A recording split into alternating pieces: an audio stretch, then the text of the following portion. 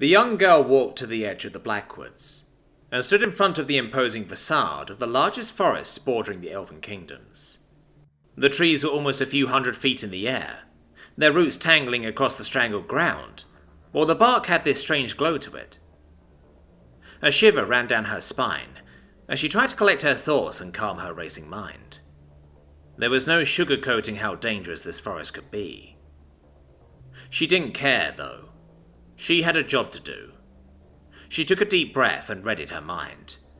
Here we go. Don't fail, Ceres. She moved closer to the trees and climbed up on one of them. Concentrate on the bark. Feel the tree's heartbeat. Rustling leaves and swaying branches are its voice. Listen to it. Feel it. Understand it. Her pointy ears twitched excitedly as she closed her eyes, calmly remembering aloud her professor's teachings as a swarm of green energy began to surround her. She carefully used her magic to tie a blindfold over her eyes as she breathed deeply as the magic surrounded her. Her mind's eye changed to visualize the world around her, the magic taking hold of her. An invisible hand reached out to guide her as she took her first footsteps. The magical energy swirled around her and began to take effect. Massive tree roots moved up and around, providing a stepping stone for her dainty elven feet. Trees shuffled across the ground, providing her a path forward. Mighty branches, harder than steel, gently moved aside and provided a path. She could sense there was something strange in the air as she continued to walk forward. The trees were all talking to each other, a modicum of both fear and excitement. Some trees spoke of being unable to breathe due to a toxic smoke. Then suddenly, breathing in fresher air than they'd ever tasted. Other trees speak of strange noises, of grinding and cutting. Others speak of strange birds, far higher in the clouds than they had ever witnessed. Saplings spoke of a strange rain that made them grow faster, while others spoke of the corpses of the dead being carried away, and the fallen being removed in the dead of night. Ceres continued to walk blind on the path the trees were supplying her, as she daintily wandered through the forest, until the trees deposited her into a clearing. She could feel the soft brush of grass under her feet. Listening closer, she heard the directions given to her by the rustling leaves and creaking wood, telling her to keep moving forward. Her training told her to trust the trees, trust the area, sense their whispers and go for it. Ceres stopped feeling tree branches and roots underfoot, as she felt a slight incline, followed by green grass. The trees kept whispering, "Keep going, go forward." She followed their direction.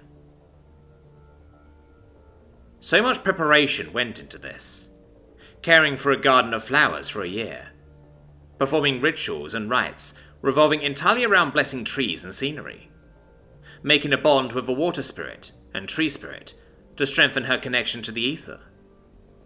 The daily ritual of lovingly planting a new sapling at the forest's edge and blessing it with nutrient-rich water spells. It was working. Flower patches were appearing at her feet.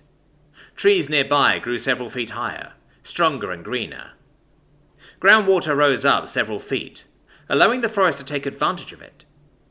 Nutrients in detritus and decay on the forest floor accelerated their decomposition, creating a thin carpet of fresh nutrients for the forest. Ceres continued to follow the forest's instructions, her every step nourishing the ground for the next generation of trees as flowers and grass grew fast and proud in her footsteps. She kept moving forward. The forest borders expanded with her as she reached a clearing and kept moving. The forest whispers slowly faded the further away she got, as she slowed her pace. Suddenly, a loud vocalization erupted from the forest as she stopped dead in her tracks. Every tree, grass clump and flower suddenly screamed, "Stop! Be still!" Ceres froze. Trees and forests know when their caregivers and mages are in danger, and know when to alert them. Ceres removed her blindfold.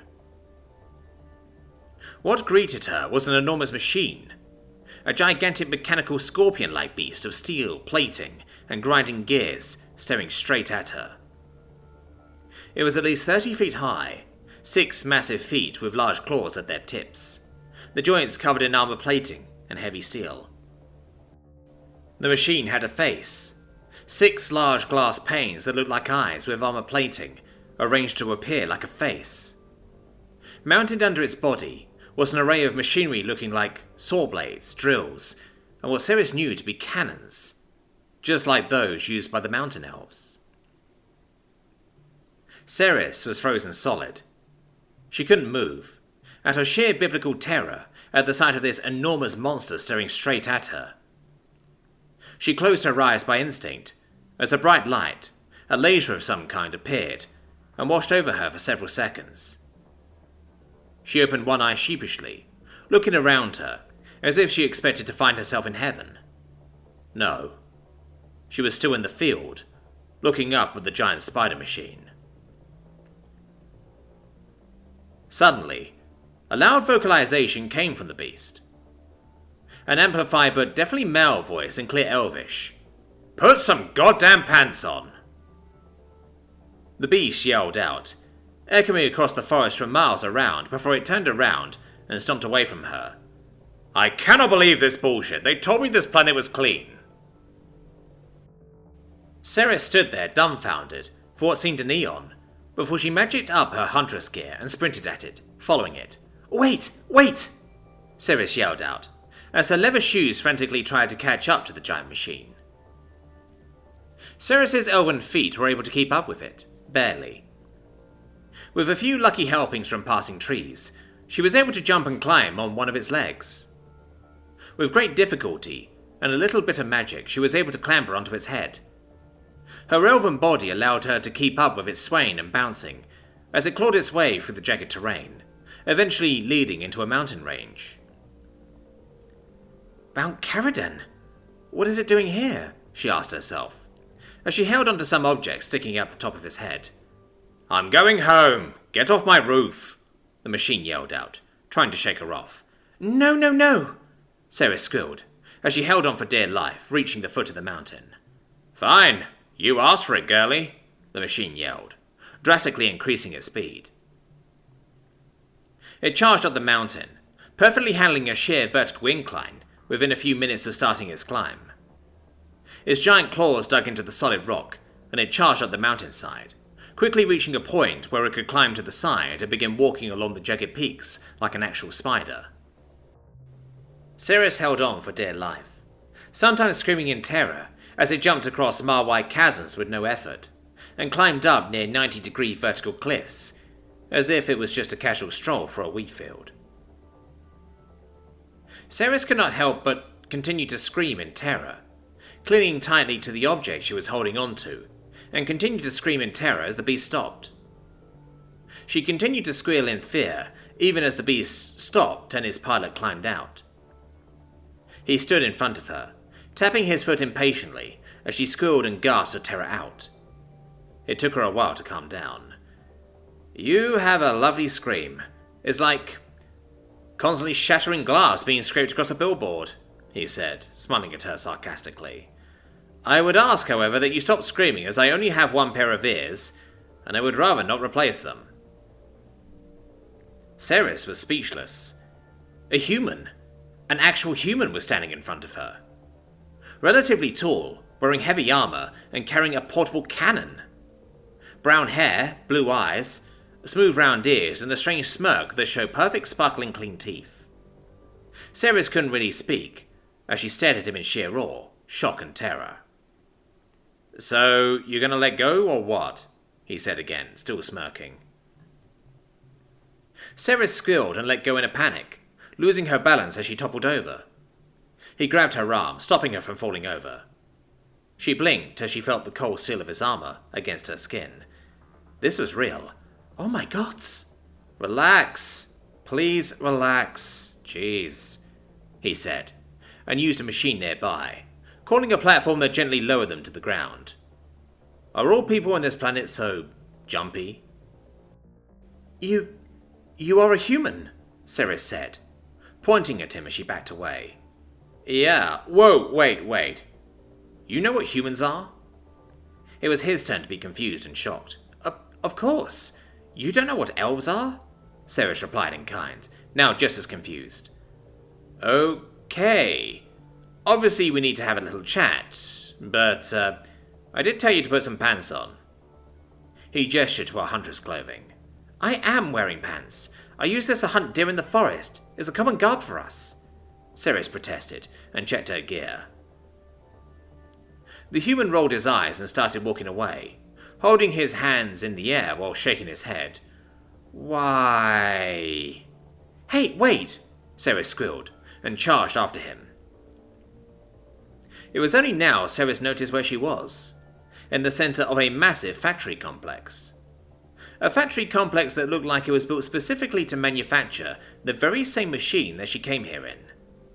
There were hundreds of them, in many different configurations, styles and paint colors, all built to offer a different function. They were all arrayed along the ground in a parking lot. Their legs were tucked neatly underneath them, halving their effective size, stacked on top of each other like crates and boxes. Other machines, cranes, trains, and other things were charging about, assembling parts, pieces, and components, then slotting them into place. Sparks were flying, the air filled with the sounds and sirens of a massive industry. Ceres followed the human, or trying not to panic at the sight of hundreds of those powerful war machines. Was he assembling an army? Was he preparing an invasion? The elders needed to be told about this. Urgently. Come on in. Wipe your feet and have a seat. Coffee, tea, soda, or juice, the human said, offering her entry into a building in a gentlemanly manner. Tea, please? Ceres sheepishly responded, as she ushered herself inside. The sight that greeted her was, to say the least, far from what she was expecting. It was a cozy worker's hut with shag carpeting and wood walls. A far contrast from the rest of the place. It looked like it was cautiously crafted, handmade even, with a dining table, chairs, a comfy single bed, effectively an entire house cooped up in a small but cozy space. By the time Ceres got seated, he presented her with tea and some cookies. Thank you. She looked at him, expectantly. Marcus, he replied, helping himself to a can of soda from a mini-fridge nearby. A few minutes of awkward silence followed. Ceres, trying to think of what to say, and Marcus trying his level best not to stare. So, you're a human then? Pretty much. Apart from some upgrades here and there, I'm human. So, you're an elf then? Marcus replied in kind. Yes, I am. I am an elf of Whitebark Sanctum. I guess the term you humans used to use is wood elves, I think, Ceres said, putting down her now empty teacup. Why? Marcus said, looking up at the ceiling. Sorry? Don't worry about it. He reached out, offering his right hand. Captain Marcus James Flint, independent pilot, operating on behalf of Jupiter Drive Yard starship manufacturers.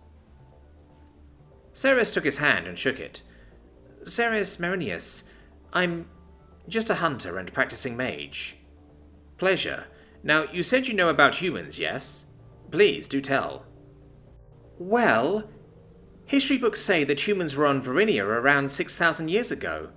That's when the first human was ever seen. There was civilization, wars, conflicts, and other such stuff after that. Then one day some kind of plague appeared and wiped them out.